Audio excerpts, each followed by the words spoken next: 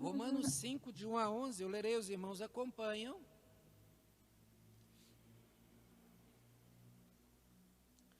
Justificados, pois, mediante a fé, temos paz com Deus, por meio de nosso Senhor Jesus Cristo, por intermédio de quem obtivemos igualmente acesso pela fé a esta graça, na qual estamos firmes, e gloriamo-nos na esperança da glória de Deus.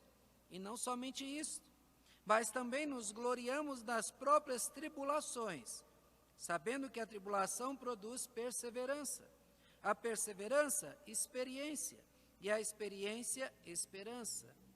Ora, a esperança não confunde, porque o amor de Deus é derramado em nosso coração pelo Espírito Santo, que nos foi outorgado.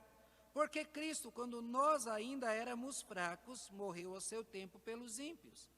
Dificilmente alguém morreria por um justo, pois poderá ser que pelo bom alguém se anime a morrer. Mas Deus prova o seu próprio amor para conosco pelo fato de ter Cristo morrido por nós, sendo nós ainda pecadores. Logo, muito mais agora, sendo justificados pelo seu sangue, seremos por ele salvos da ira. Porque, se nós, quando inimigos, fomos reconciliados com Deus, mediante a morte do seu Filho, muito mais, estando já reconciliados, seremos salvos pela sua vida.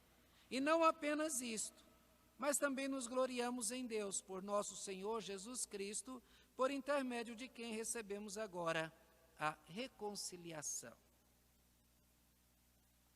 Esse foi o meu sermão quando eu preguei para a minha licenciatura, eu preguei nesse texto. Meus irmãos, quando as pessoas elas ficam descontentes, elas tendem a querer uma mudança. O problema é que a mudança nem sempre é positiva. Eu vou contar uma história que foi ilustrada por... Cadê o nome do homem? Por Philip Yancey. O livro se chama Maravilhosa Graça. Ele conta a história de uma menina, uma adolescente americana, que morava numa cidadezinha do interior dos Estados Unidos, e ela estava insatisfeita com aquela vida, coisa de adolescente. Eu quero mais brilho, eu quero mais alegria, eu quero mais diversão, e essa vida nessa cidadezinha não me dá nada. Eu estou cansado de minha mãe pegando no meu pé, que futuro eu vou ter nessa cidade? E ela então um dia resolveu, juntou todas as suas coisas, as roupas, colocou numa malinha, pegou o trem e foi embora. Ao chegar na cidade grande, logo um carro grande, bonito, parou perto dela, e o homem então a chamou, ofereceu mundos e fundos para ela, e ela disse, agora sim estou no lugar que eu queria. Ela recebia joias, roupas, tudo que ela desejava e tudo que ela antes sonhava, ela tinha tudo, ela só precisava oferecer favores sexuais. Mas, passado algum tempo, outra adolescente a substituiu e ela agora então foi posta para fora da casa daquele homem. Mas, sendo ainda bonita, ela começou a se sustentar vendendo o seu corpo, se prostituindo. Com o dinheiro que recebia, ela usava drogas, porque ela havia se viciado. Comprava roupas que acabava se jogando tudo fora, o dinheiro todo que ela ganhava, ela jogava tudo fora. Um dia ela chegou no fundo do poço, estava feia, magra, doente e viciada e sem nada. Mas enquanto ela dormia debaixo de uma marquise, enrolada em papelão para se esconder do frio, não tinha mais nada. Ela olhou do lado ali uma caixinha de leite, e na caixinha de leite tinha uma foto dela ainda adolescente, que seus pais colocavam, estavam procurando. E ela disse, alguém está me procurando, meu pai está atrás de mim. E ela então foi a um telefone, ligou para casa. A ligação caiu na secretária eletrônica, e ela deixou o recado, meus pais, eu vi que vocês estão me procurando. Então, o seguinte, amanhã eu vou pegar o ônibus, o trem agora à noite, e vou para casa. Se amanhã de manhã, se tiver alguém na ferroviária para me receber, eu desço, mas se não tiver ninguém, eu vou embora, e vocês nunca mais vão me encontrar. Aquela moça, ela teve uma noite terrível. Foi a pior viagem da sua vida. Ela não dormiu, ela não descansou. Ela não confiava que os seus pais a queriam de volta. Ela ficava se questionando sobre a sua culpa. sobre como ela destruiu a sua vida. Ela abandonou a própria família, foi uma escolha, e nesta viagem ela não teve descanso nenhum. Mas ao chegar pela manhã na ferroviária, lá estava a sua família, o seu pai, a sua mãe, seus irmãos, tios, primos, todos com faixas nas mãos. Seja bem-vinda. E quando ela abraçou o pai, pai, eu queria te explicar, ele disse, não, minha filha, agora não é hora de explicação, agora é a hora de festejarmos, porque você estava perdida e você foi encontrada. Essa história tem tudo a ver com a história do filho pródigo. Mas, meus irmãos, nós poderíamos observar vários aspectos, a culpa dessa moça, o desperdício dela, como o filho pródigo gastou tudo e chegou ao fundo do poço. Mas eu gostaria de chamar a atenção, e prestem atenção no que eu quero com essa história. Eu quero com essa história chamar a atenção dos sentimentos dela no retorno para casa. Que ela poderia fazer essa viagem como a viagem mais prazerosa, porque ela voltaria para casa. Ela poderia fazer essa viagem com a maior calma do mundo, com a maior paz, porque ela reconheceria o pai, estaria de volta no braço do pai, ela seria novamente recebida, mas ela não teve paz, porque ela foi levada por suas culpas, e ao final ela teve a viagem mais sofrida, até que ela pôde descansar no abraço do pai. Volte tua atenção então agora para o texto bíblico. Olhe, deixe sua Bíblia aberta. E o texto diz, justificados. Você saberia explicar o que é justificação?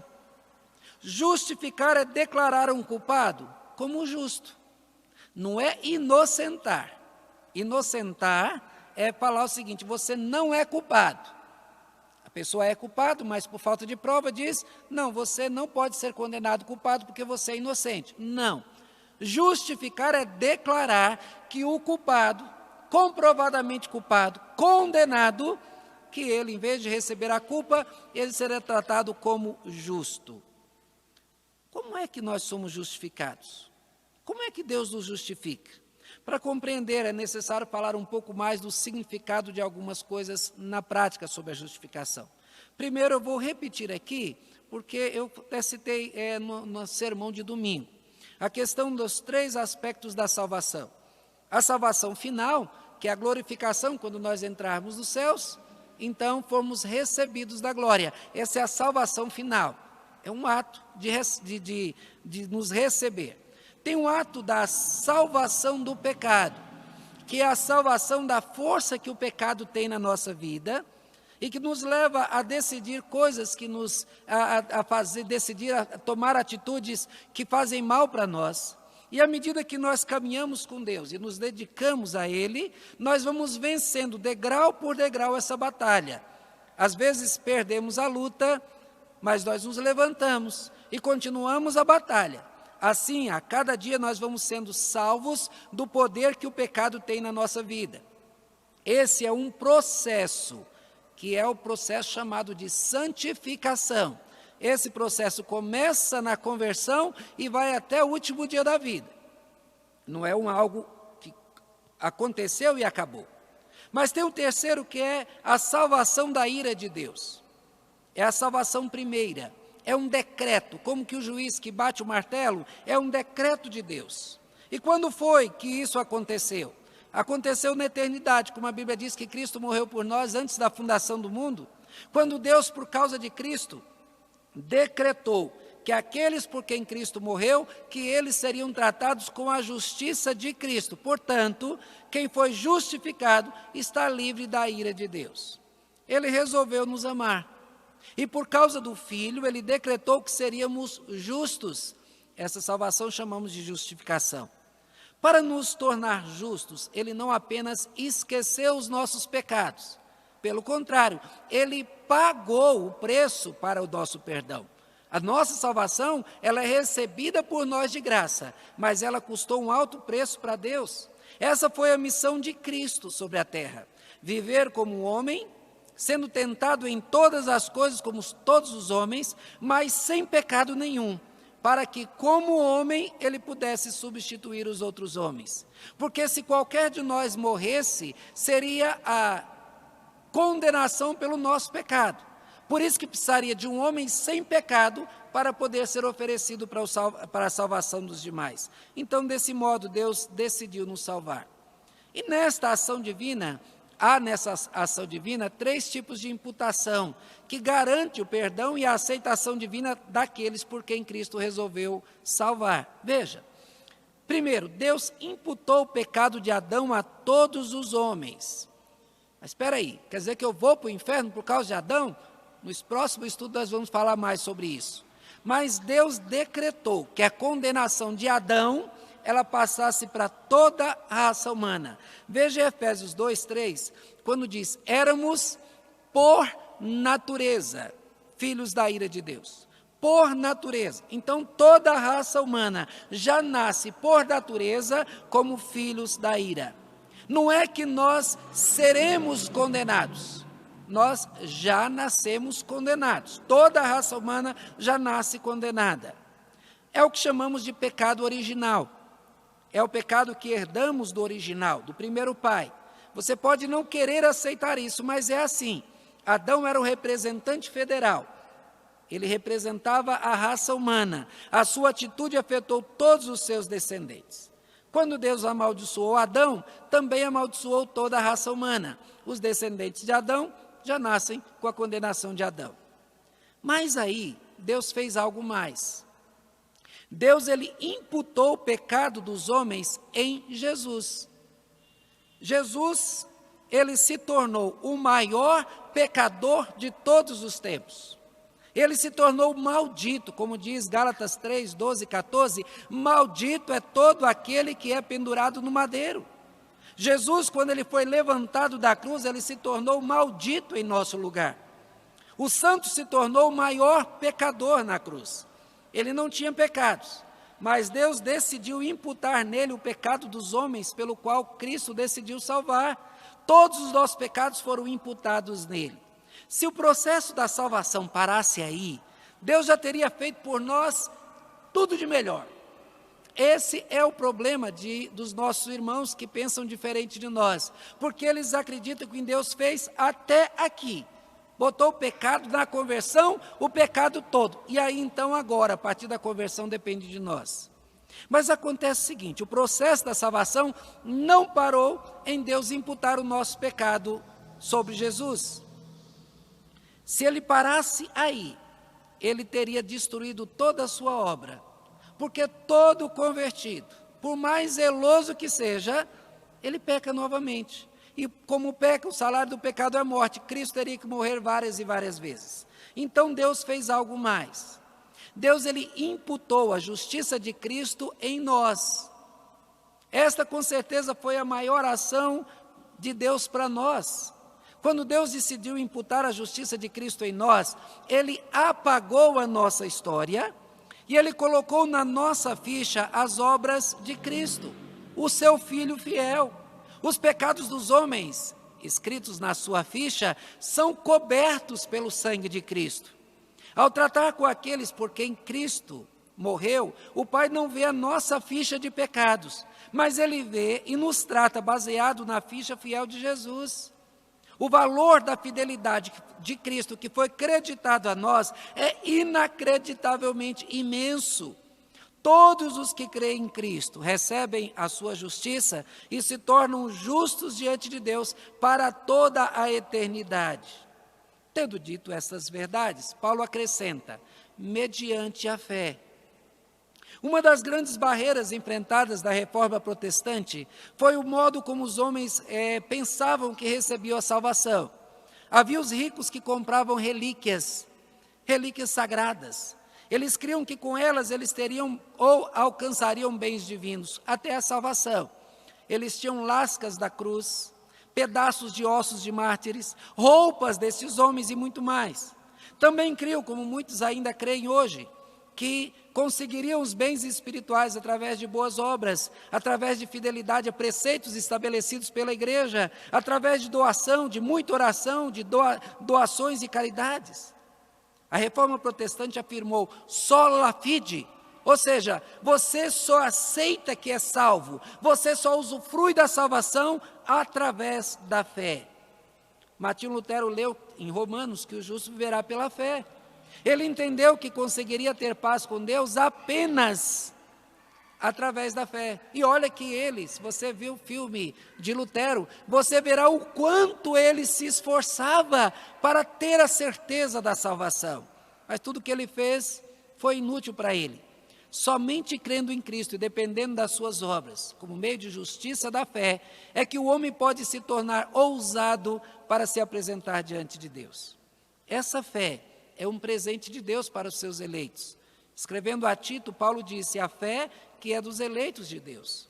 Quando repetimos que Cristo morreu por aqueles a quem decidiu salvar, queremos deixar claro que a morte de Cristo teve o objetivo definido de salvar aqueles que foram eleitos para a salvação. A sua expiação foi limitada aos eleitos de Deus. Você pode ver Jesus dizer, por exemplo, chamar um monte de religiosos de filhos de Satanás. Ué, são filhos de Satanás, não são salvos. Então vamos mais. Os eleitos recebem fé como um presente de Deus. E o resultado é que os crentes temos paz com Deus. Os crentes têm paz com Deus. Por quê? Porque por fé toma posse daquilo que Cristo fez. Como Paulo afirmou, éramos filhos da ira de Deus. Éramos naturalmente filhos da ira de Deus, em Efésios 2:3. Deus estava irado contra nós. Não está mais. Na realidade, desde a fundação do mundo, quando Cristo decidiu dar a sua vida por nós, desde esse tempo, o Pai sempre tratou com misericórdia aqueles que decidiu salvar. Por isso que nós somos ricamente abençoados. Eu vou dar aqui um exemplo. Quando Jacó estava fugindo, depois de ser abençoado, e ele lá sonha que tem uma escada que liga o céu à terra, e Deus disse: Jacó, eu te abençoarei, eu farei isso. E Jacó disse: olha, se o Senhor me abençoar, eu vou construir um templo, eu vou dar o dízimo, eu vou fazer aquilo. Deus, ele não falou que ia fazer porque Jacó estava prometendo alguma coisa. Deus disse: Jacó, eu te abençoarei, antes dele falar qualquer coisa. Ou seja, a bênção de Deus, a misericórdia de Deus antecede as nossas atitudes. O problema é que nós nos rebelamos contra Deus. Nós lutamos contra o seu amor. Não é que nós é que afastamos dele por causa dos nossos pecados.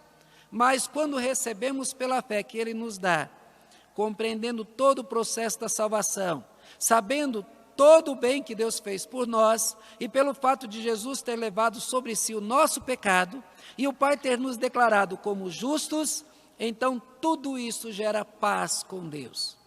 Lembre-se sempre disso, por meio de nosso Senhor Jesus Cristo, por intermédio de quem obtivemos igualmente acesso pela fé a esta graça na qual estamos firmes. Nunca se esqueça da pessoa de Jesus Cristo para a tua vida. Jesus é a figura central. Todo o bem espiritual que você recebe de Deus depende de Jesus. Sempre dependeu de Jesus, sempre dependerá de Jesus. Nunca dependerá de você, dependerá sempre dele. Veja que o texto diz: por meio de nosso Senhor Jesus Cristo, por intermédio de quem obtivemos. É através dele que nós obtemos todo o bem espiritual. Foi unicamente por meio dele que você e eu recebemos acesso pela fé a esta graça na qual estamos livres, por meio dele. Se ele não desse fé, você não tomaria posse. Se ele não tivesse morrido por você e te declarado justo, se Deus tivesse declarado justo, você nem ao menos seria salvo e muito menos teria algo para tomar posse. Toda a firmeza está nele. Ele é a rocha que firma os nossos pés. Ele nos salvou por sua graça, sem que tivéssemos de pagar nada. E nós nos apossamos dessa graça unicamente pela fé que ele mesmo nos deu. Graças a Deus por nosso Senhor Jesus Cristo, pois através dele nós temos paz com Deus. Lembra-se da moça da ilustração? Os seus pais a amavam, desejavam-na de volta, queriam todo o seu bem. Mas por não ter fé no amor dos seus pais e por estar mergulhada nas suas culpas, ela duvidou e não acreditou que seus pais teriam prazer de recebê-la de volta. É sobre isso que Paulo está tratando nesse texto. Parece que eu estou concluindo agora que eu só estou saindo da introdução. É sobre isso que Paulo está tratando nesse texto. Paulo está falando do que acontece no nosso coração, nos nossos sentimentos, quando nós aceitamos pela fé que Deus nos ama, que Cristo morreu por nós, que temos o seu Espírito em nosso coração para nos dirigir os passos até Ele. Ou seja, quando cremos pela fé, nós passamos a ter paz com Deus. Então, o tema desse estudo de hoje é efeitos da aceitação da justificação no crente. O que acontece no meu coração quando eu, pela fé, eu aceito a obra de Cristo que foi feita em meu favor? Esses versos se repetirão por 3 vezes. A palavra nos gloriamos, se você ler com cuidado, você vai ver que se repete 3 vezes. Essa repetição revela o resultado da paz obtida pela fé na justificação, que faz com que nós crentes, em primeiro lugar, nos alegremos com o retorno de Cristo. Versículo 2, a parte B, diz: gloriamo-nos na esperança da glória de Deus. Nem tudo é boa notícia para todos.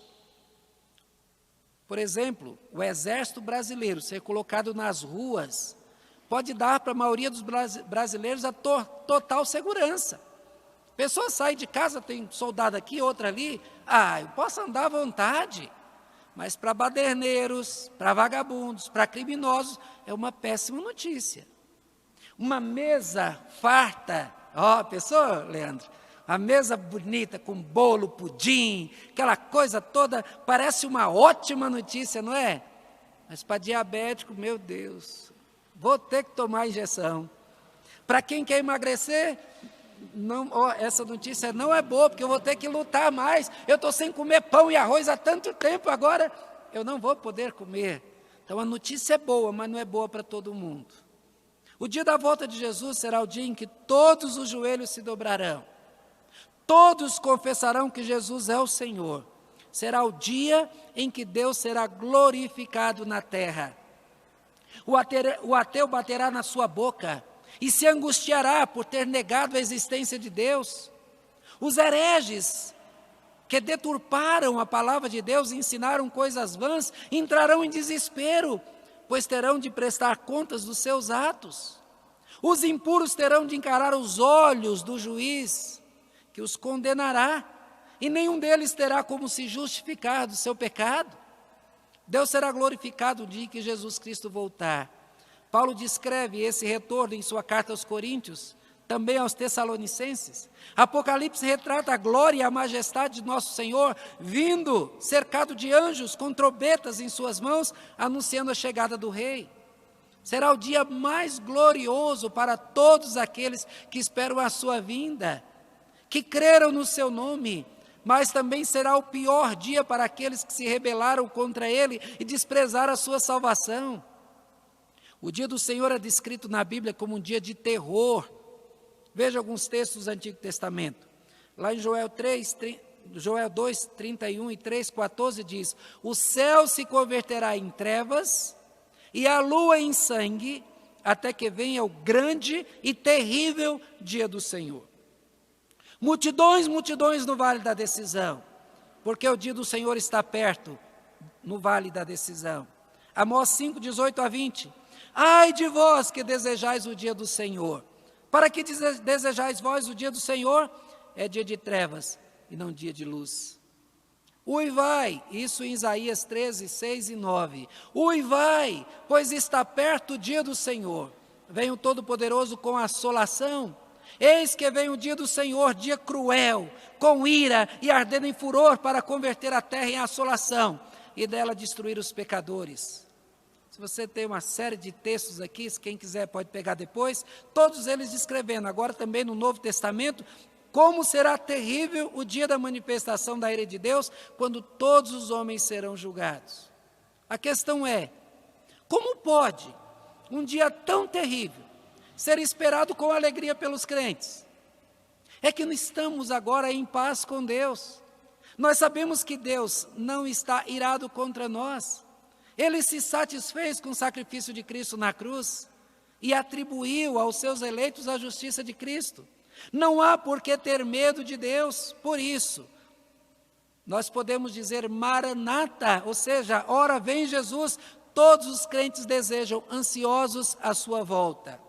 Quando Jesus aparecer nas nuvens, Ele não virá para nos destruir, mas para receber na sua glória.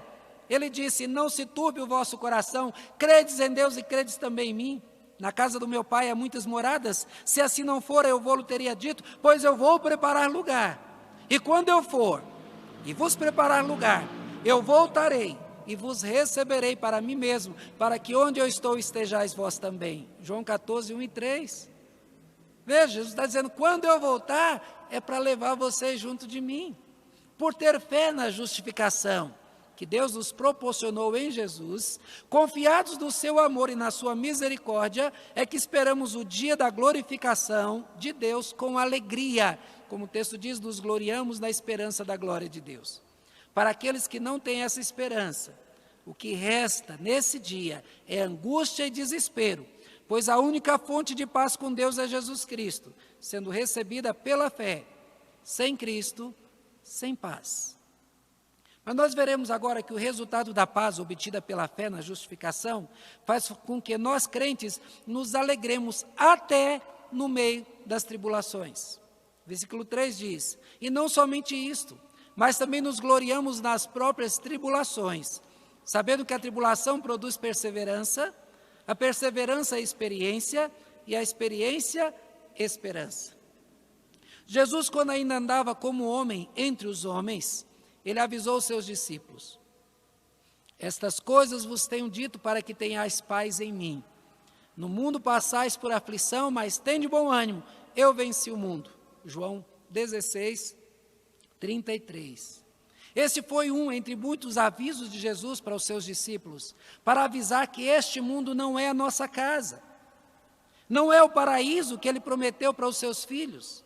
Sofrimentos serão uma realidade na vida de todos, inclusive na vida dos crentes. Deus amaldiçoou esta terra, não foi o diabo, foi Deus que amaldiçoou essa terra. Deus disse a Adão, maldita é a terra por tua causa. Em Romanos 8, 22, Paulo disse, porque sabemos que toda a criação, há um tempo, geme e suporta angústia até agora. Ele fala da espera da redenção. Ele disse isso para mostrar que a terra continua sob a maldição divina. E tudo continuará assim até que Cristo volte e essa terra então seja destruída. Não teremos paz desse mundo. Enfermidades serão realidade na vida de todos os homens. Se não sofrer num aspecto da vida, sofrerá em outros. Mas de um modo ou de outro, todos nós estamos sujeitos a aflições e angústias nesse mundo. É comum ver pessoas abandonar a fé e até amaldiçoar Deus em período de escassez, na enfermidade, em angústia. Aprenderam o evangelho errado, não o evangelho das Escrituras. Receberam promessas, mas não as promessas de Deus. Por não ter sido corretamente ensinado na fé evangélica, creem em mentiras, desconhecem a verdade e por isso abandonam o único ser que os poderia socorrer. O crente é aquele que conhece a Deus e sabe tudo o que Deus fez para recebê-lo, aprendeu que ter a Cristo é o seu maior tesouro e nada o afastará do Salvador. Nos momentos de crise, ao invés de fugir de Deus, foge para Deus. Ao invés de correr dele, corre para Ele. O crente não se alegra por sofrer, não tem prazer de sentir dor. Não é como um grupo de filósofos antigos que diz que tinha prazer na dor e negava a realidade do sofrimento. Sofremos sim, sentimos angústia, dores, passamos por períodos de angústia.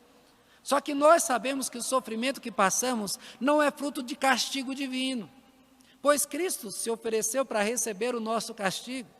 Deus pode nos estar provando para depois de aprovados, ter ainda maior intimidade com Ele. Na dor, nós não olhamos para a dor, mas para algo que podemos aprender, apesar da dor. É isso que Paulo expõe nesse texto. Ele mostra que saber que somos justos aos olhos de Deus, nos faz ter prazer em Deus, até mesmo no meio do sofrer. Jesus disse que estaria conosco todos os dias, até o último dia. Sabendo disso, desta verdade, na dor nós abraçamos Ele com fé. Nós nos ligamos ainda mais a Ele. confiamo-nos aos seus cuidados. Quando a dor passa, a gente percebe que Ele cuidou de nós e nós estamos ainda mais firmes. Paulo disse não somente isto, se referindo ao prazer da esperança de ver Deus ser glorificado aos olhos de todos, mas ele afirma que há motivos para nos gloriarmos até no meio das tribulações. Ele diz, mas também nos gloriamos nas próprias tribulações, sabendo que a tribulação produz perseverança, e a perseverança, experiência, esperança. Analisa essa sequência com cuidado. O que é uma pessoa perseverante? Perseverante é a pessoa que não desiste facilmente. É aquela que é dura na queda, que ela vai até o final. O crente aprende que não pode abandonar a maratona antes de cruzar a linha de chegada. Pode não ser o primeiro, porque na vida cristã não há uma competição, mas ele não pode ser derrotado por si mesmo ao desistir no meio do caminho. Então, quando passa pelas tribulações, ele não desiste, continua lutando, firmado no Senhor, sem se afastar dele. Quando tudo passa, ele percebe o valor da perseverança. Ele só conseguiu ser perseverante por ter lutado e vencido a si mesmo no meio das tribulações. Sem as tribulações também não seria experiente. É bom quando uma pessoa fala de um assunto e você é apto para falar sobre ele, e fala de outro assunto, você também conhece daquele assunto. A pessoa diz, mas você é uma pessoa sábia, você é uma pessoa experiente. Só que o experiente se torna um bom conselheiro, pois poderá dizer, não desista, eu passei por isso, e Deus me deu a vitória, eu experimentei isso. Você também poderá ser um vencedor, creia em Deus. É bom ser experiente, mas somente será se passar com perseverança pelas tribulações, que para o crente são como um treinamento para crescimento espiritual. Como o crente procura ver as coisas boas em tudo, verá até mesmo das tribulações uma ótima ocasião para experimentar a presença divina. Por isso que Paulo falou que as tribulações produzem esperança. Não temos esperança por ver o porto seguro. Nós temos esperança por ter fé que Deus nos levará ao porto seguro, mesmo quando estamos no meio de uma tempestade. Quem passa por tribulações unido a Cristo, ficará cheio de esperança.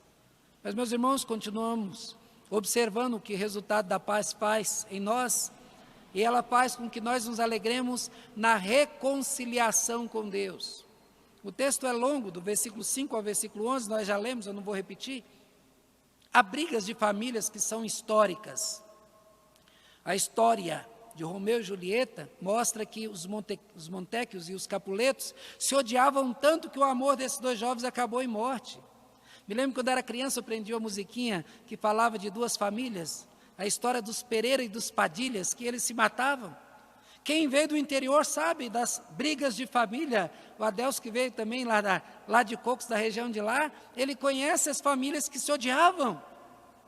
Só que é uma briga muito mais antiga do que essas brigas de família. Não é, Eudes? Eudes começou a puxar esse assunto outro dia, e a gente vê a luta da família dos filhos de Deus com os filhos dos homens. Lá em Gênesis 6, de 1 a 2, fala deles. São os descendentes de Adão que se dividiram em dois grupos. Os filhos de Sete, que são aqueles que se mantiveram na fé em Deus, e os filhos de Caim, que são aqueles que se opuseram a crer em Deus, tornando-se adversários da fé de todos e de todos os filhos de Deus. Você vê que logo o filho de Caim já pega duas mulheres, que matou um que pisou no seu pé, é uma pessoa que valoriza a violência. Então mostra os filhos dos homens.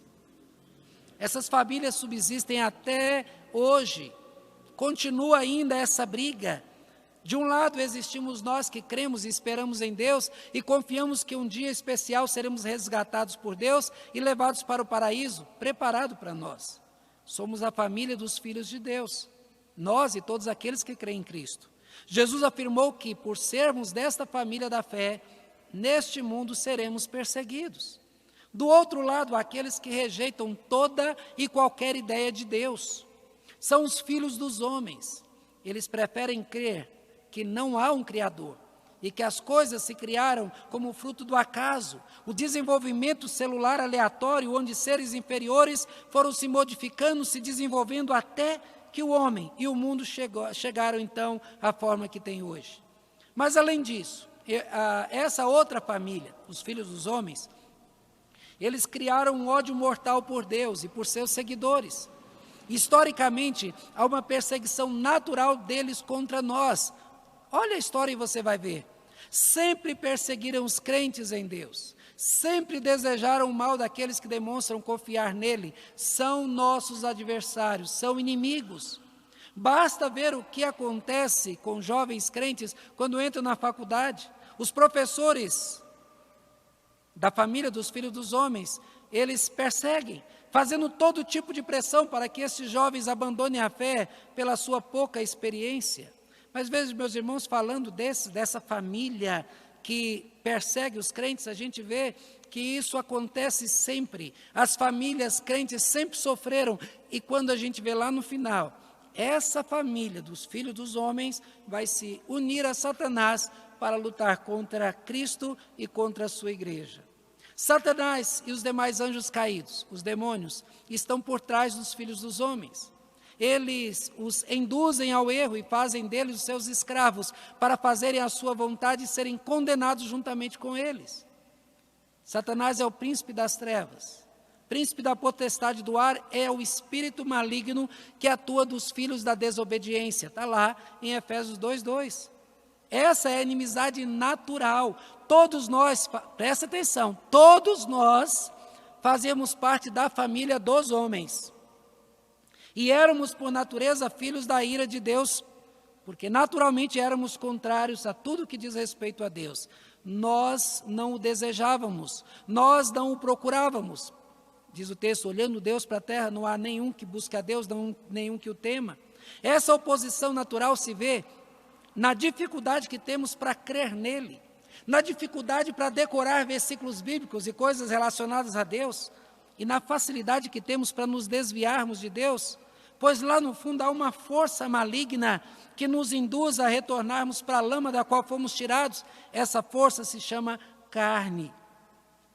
Mas Deus, sendo rico em misericórdia, e por causa do grande amor com que nos amou, e por causa do estado espiritual deplorável e miserável em que nós nos encontrávamos, Efésios 2:4, Ele mudou a nossa história, Ele nos tirou desse estado de oposição.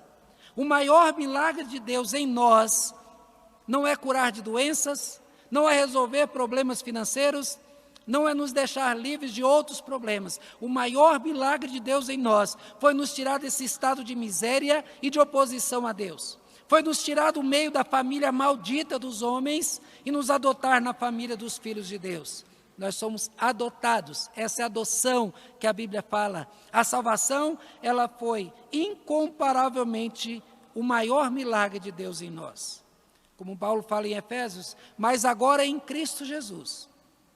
Vós que antes estáveis longe, fostes aproximados pelo sangue de Cristo, porque esta é a nossa paz. E tendo derribado a parede da separação que estava no meio, a inimizade, para que dos dois criassem em si mesmo um novo homem fazendo a paz, porque por ele ambos temos acesso ao Pai em um Espírito. Em Colossenses 2, 14 e 15 também diz, tendo cancelado o escrito de dívida que era contra nós e que constava de ordenanças, o qual nos era prejudicial, removeu inteiramente, encravando na cruz, e despojando os principados e potestades, publicamente os expôs ao desprezo, triunfando deles na cruz. Você conseguiu perceber a grande ação divina em nosso favor? No primeiro texto diz que estávamos longe e nos aproximou. Não fomos nós, mas Ele que foi atrás de nós, como bom pastor, e nos trouxe para perto dele. Depois diz, tendo derribado a parede da separação que estava no meio, a inimizade. Havia uma parede entre nós que nos separava dele, que impedia qualquer aproximação entre nós e ele. Então ele removeu essa parede e nos fez amigos dele. Tirou a inimizade que tínhamos em nosso coração e encheu do seu amor. Ele fez mais, para que dos dois criasse em si mesmo um novo homem, fazendo a paz, porque por ele ambos temos acesso ao Pai em um Espírito. Ele criou um novo homem em nós. Foi uma recriação. Do morto ele fez um vivo. Chamamos isso de regeneração. Com isso ele nos deu acesso direto a Deus. Antes mantínhamos distantes dele, agora nós temos acesso direto ao Pai. Mas ele ainda fez mais. Diz o texto, só um minutinho.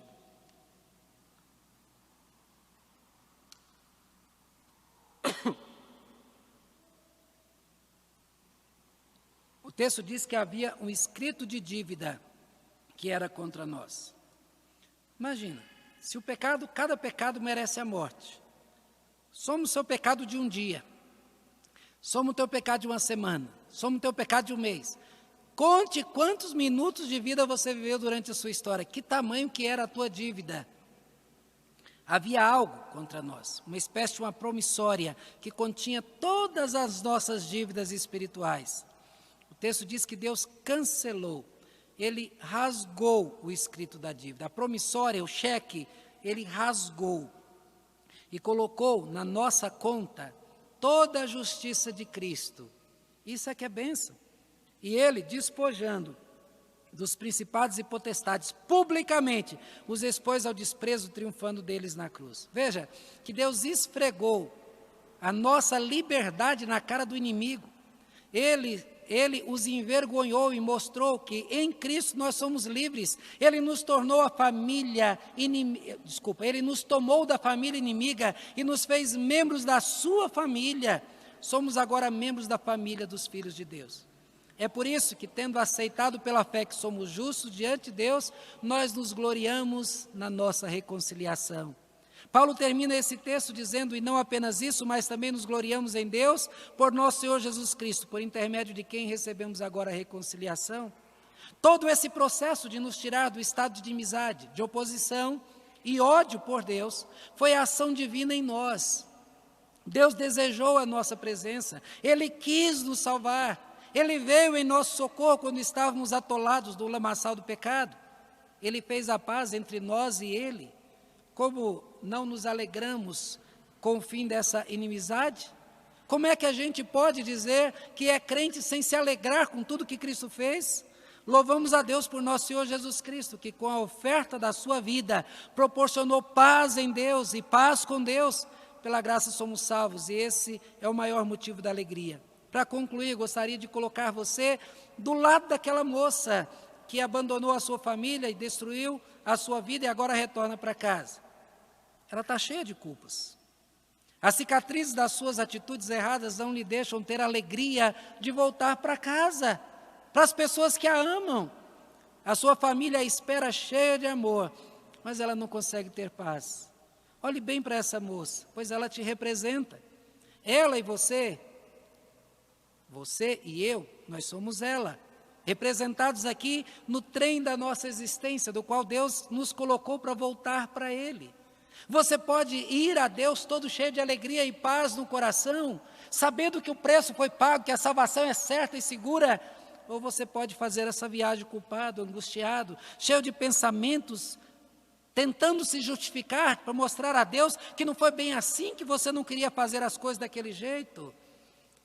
Aquela moça só teve paz quando o pai dela a abraçou. No fundo, nós não queremos aceitar o amor de Deus, nós não conseguimos entender como pode que Deus conseguiu aceitar pecadores sem cobrar nada. Esse é o grande problema nosso, que só a fé nos faz entender o que Deus fez. Assim Deus quer fazer conosco. Ele já fez tudo o que tinha de fazer para nos aproximar dele. Ele já garantiu a nossa entrada no céu, já garantiu, Ele não deu bilhete, Ele não deu dinheiro para você comprar. Ele já tem um paraíso preparado para nós. Sabendo de tudo isso, nós devemos apenas nos assentar no banco desse trem da nossa existência e relaxar. Viver a vida cristã, tirando de nós a cada momento tudo aquilo que está ruim, tudo aquilo que está estragado, tudo aquilo que é pecaminoso, até que nós então estejamos lá, nos braços do Pai, quando Ele olhar para nós e dizer, vinde benditos do meu Pai. Esta é a reação que se espera de alguém que realmente tenha compreendido a ação salvadora de Deus em Cristo Jesus. Alguém que tenha compreendido o Evangelho. É por isso que o Evangelho quer dizer boa notícia. Que boa notícia que a salvação depende de mim. Sendo que eu vou pecar e aí eu perdi. Isso é boa notícia? Não. Mas a boa notícia é, Ele deu a salvação. Você não será aceito pelo que você fez, mas será aceito pelo que Ele fez por ti. Tenha paz com Deus, pois diante dele você já é justo. Teu coração foi lavado pelo sangue de Cristo, vertido lá na cruz. Você foi justificado no sangue do Cordeiro sem defeito, que deu a sua vida por ti. Viva em paz. Os irmãos, nesse estudo nós tratamos sobre o tema efeitos da aceitação da justificação no crente. Vimos no texto, se repete por 3 vezes a palavra nos gloriamos. E essa repetição revelou o resultado da paz, que é obtida pela fé na justificação que ele fez por nós. Então nós nos alegramos com o retorno de Cristo. Os outros todos temem. Nós nos alegramos até no meio das tribulações, não pela tristeza, não pela dor, mas porque nesse momento é que a gente está mais juntinho dele. E nos alegramos da reconciliação que Deus proporcionou, fazendo tudo para tirar essa inimizade e nos transformar em filhos amados. Tenha você a certeza de que Cristo fez por ti o que você não poderia fazer, mesmo que se esforçasse todo o tempo, com todos os meios possíveis. Abandone a ideia de que você pode salvar a ti mesmo. Não pode, só Jesus pode. Mas agora, o que Ele quer de ti é que você confie totalmente nele, que viva em paz com Deus, que se achegue a Deus confiadamente, que você, como uma criança, dorme tranquilo no braço do Pai, que você assim descanse nos braços de amor do nosso Deus. Essa atitude que se espera de quem tem fé em Jesus Cristo, que aceita a justificação através da fé. Portanto, tenha paz com Deus. Amém?